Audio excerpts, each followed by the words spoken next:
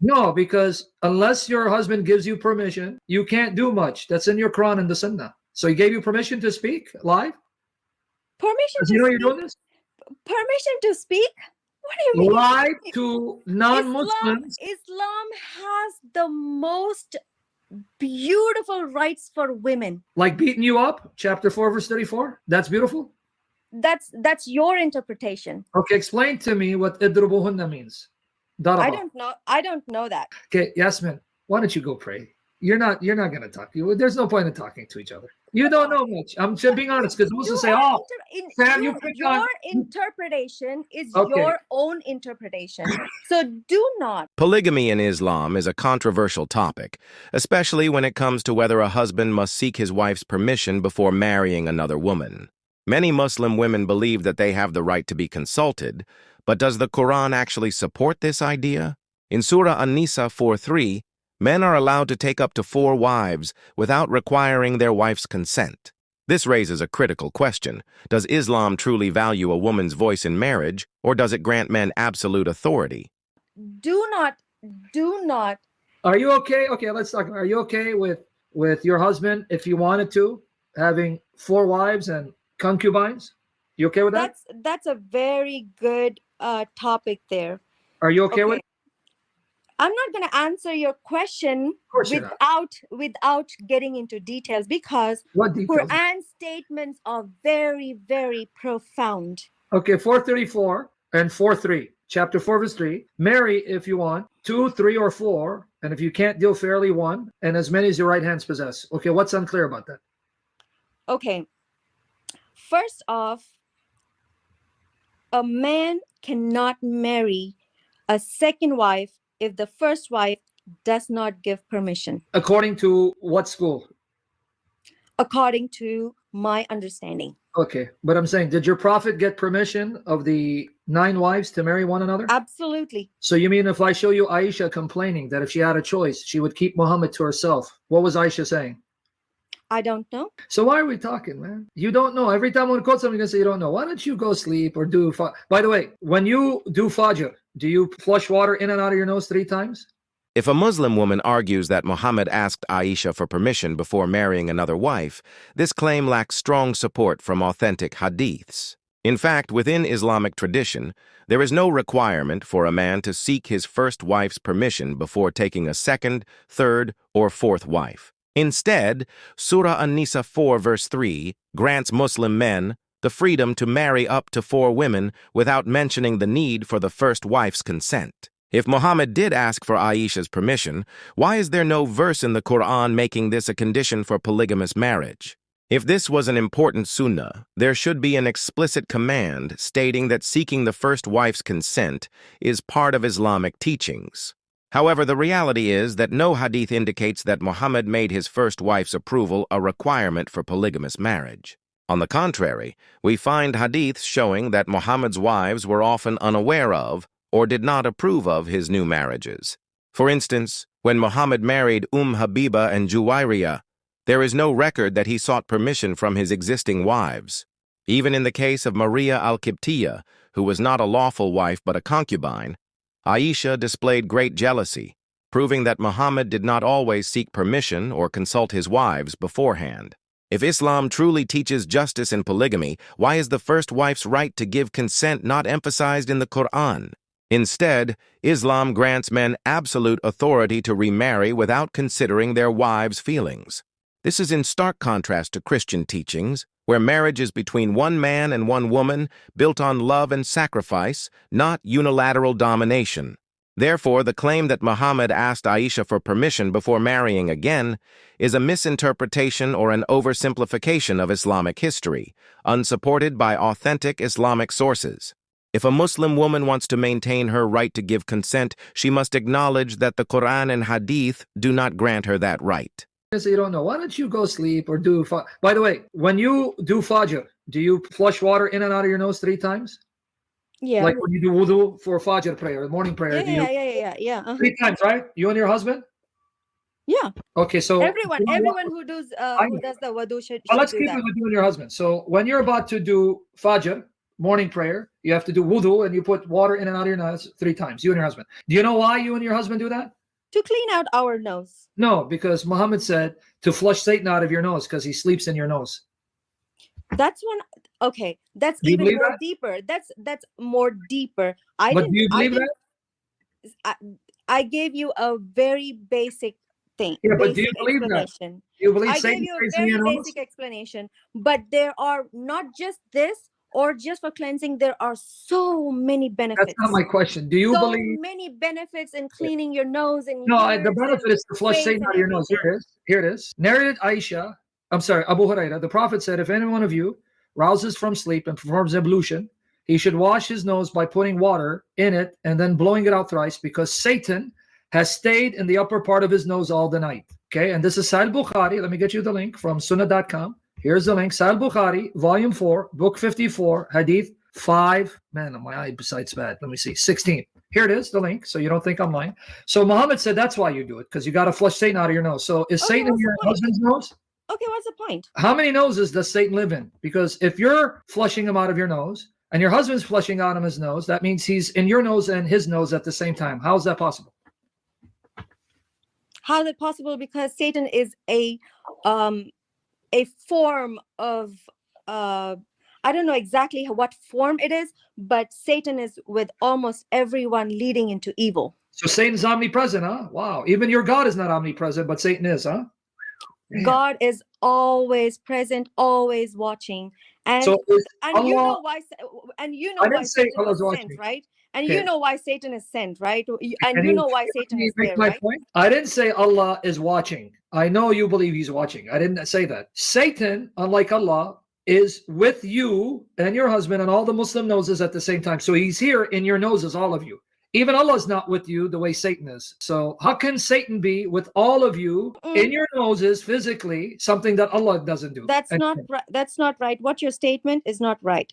Because Allah is with you whenever you are. So is Allah physically with you like Satan's physically in your nose?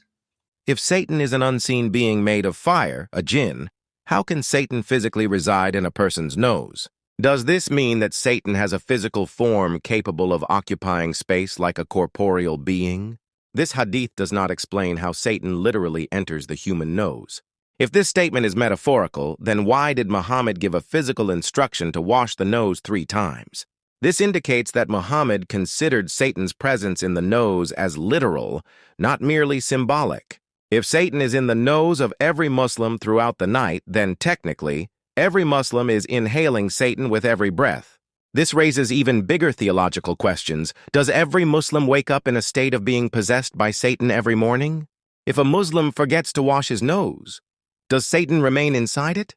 Islam teaches that humans must seek refuge from Satan by reciting certain prayers, yet this hadith suggests that no matter how devout a person is, Satan still remains in their nose.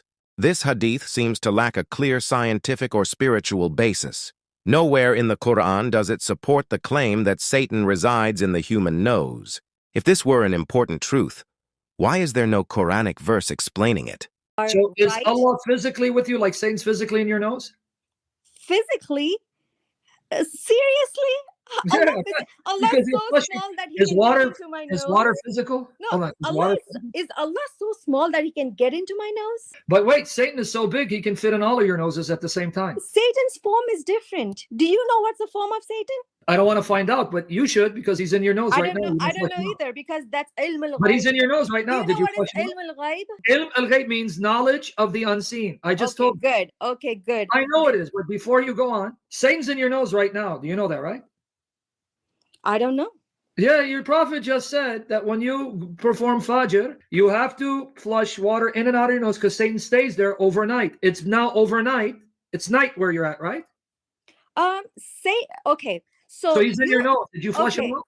Okay. Satan. No, did you flush him out? Because maybe that's why you're having a hard time understanding me. Because Satan's in your nose, occupying himself, confusing you. That's why you can't understand. So he's in your nose right now. Did you flush him out? Go flush him out. Maybe you can. Satan is not in my nose as long as I remember Allah subhanahu wa ta'ala. That's not what Muhammad said. Muhammad said he's there in your nose until you flush him out before Fajr prayer. Another question I want to ask you. When the call to prayer, Adhan, is made, it says Satan farts. He likes to fart so he doesn't hear the call to prayer. So does Satan fart really? Does he blow winds? And if he does, how nasty is the smell of his farts? What? I haven't heard this. Say that again. Well, hold on. Let me give it to you. Yeah, it's your prophet said that when there's a call to prayer, the Adhan, Satan blows wind, farts so loud so he doesn't hear it and he takes off. So I want to know, here, you're laughing at your prophet? Astaghfirullah, here it is, man. How are you laughing at your prophet? Here you go. Sahih Bukhari. I'm not. That's your own way of describing it. Okay, here. I'm not laughing at my beloved Prophet Muhammad. Okay, upon him. That's your way of describing, buddy. Okay, let me read it for you. Sahih Bukhari, huh? You make me laugh, I swear. Okay. Narrated Abu Hurairah, Allah's messenger said, when the Adhan is pronounced, Satan takes his heels and he passes wind. So he farts, passes wind, he farts with noise, a loud fart during his flight in order not to hear the Adhan. This is Sahih Bukhari, and then he comes back when the Adhan is finished. Volume 1, Hadith 582. So not only does he fart, it says with noise. So where that does it say it farts? What do you think the word passes wind means in Arabic? This is your interpretation, Sam. Okay, so what is passing wind? He blows, he whispers? The passes wind might have other meanings too. The word means he farts. You can take any meaning out of your own desire. The Arabic means he farts and he farts loud. Okay. Is this fart, does it smell? Does it smell as bad as my farts when I'm drinking protein shakes?